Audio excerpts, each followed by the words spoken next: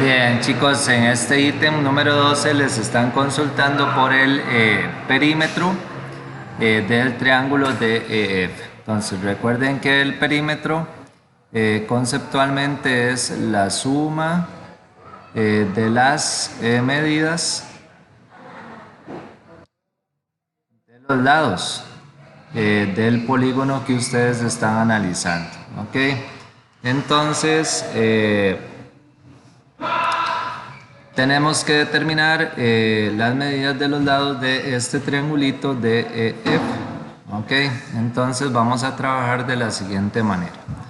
Primero vamos a determinar la medida del segmento ED, que visualmente es bastante sencillo porque sería la distancia que está entre este 0, que es el origen, que es el punto D, y el punto E, que sería una unidad de distancia. Ok, entonces la medida de ED es 1.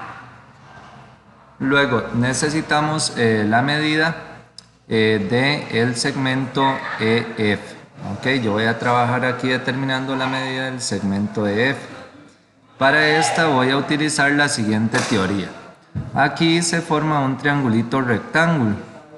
Ese triangulito rectángulo mide una unidad de distancia por acá y aquí arriba tiene una distancia que es similar a la que aparece aquí en el eje X, llegando hasta el 2, serían 2 unidades. Este triangulito me va a permitir adivinar esta medida X usando el teorema de Pitágoras. Entonces, para determinar la medida del segmento de F, yo voy a trabajar con un triangulito rectángulo que va a tener medidas una unidad por acá, 2 unidades por acá y voy a tener que averiguar la hipotenusa. La hipotenusa era igual a la raíz cuadrada de los catetos, 2 al cuadrado más 1 al cuadrado. X sería entonces igual a raíz de 5. Ok, eso sería lo que les da resolver con calculadora esta operación. Raíz cuadrada de 2 al cuadrado más 1 al cuadrado es raíz de 5. Así me puedo dar cuenta cuánto mide desde hasta F, que sería raíz de 5. Entonces, la medida de F es igual a raíz de 5. Ok, ahora voy a trabajar por acá la medida de DF. Ok, voy a trabajar con esta distancia de acá, desde D hasta F. Entonces, por aquí en paso 3 voy a determinar la medida del segmento de F.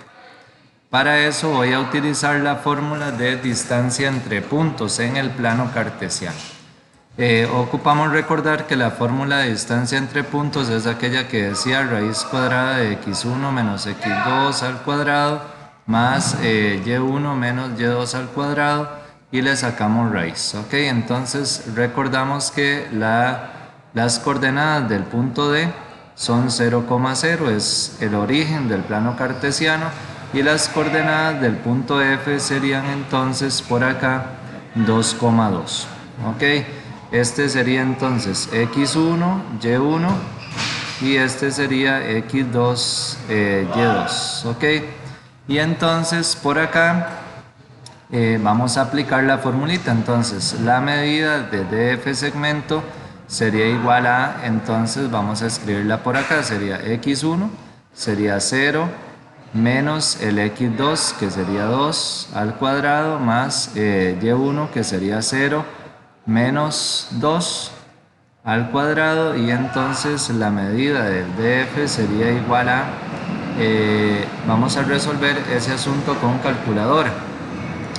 Vamos a ver si por aquí tengo la calculadora.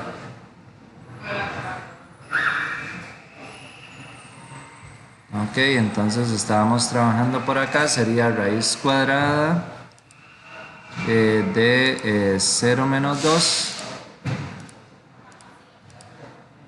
0 menos 2 al cuadrado, más otra vez 0 menos 2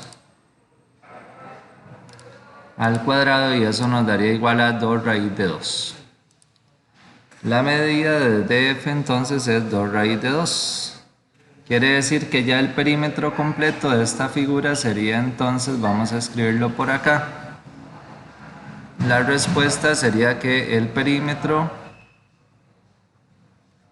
del triángulo DEF es, entonces vamos a realizar la suma. Este ladito ED mide 1, ok, más este otro ladito EF que mide raíz de 5, ok, y el otro segmento de recta que sería este DF que tiene una medida de 2 raíz de 2, ok. Y entonces la respuesta de este ítem sería la opción D. Recuerden que la suma es conmutativa y entonces técnicamente es lo mismo 1 más raíz de 5 que raíz de 5 más 1. Entonces por eso la respuesta correcta sería la opción D.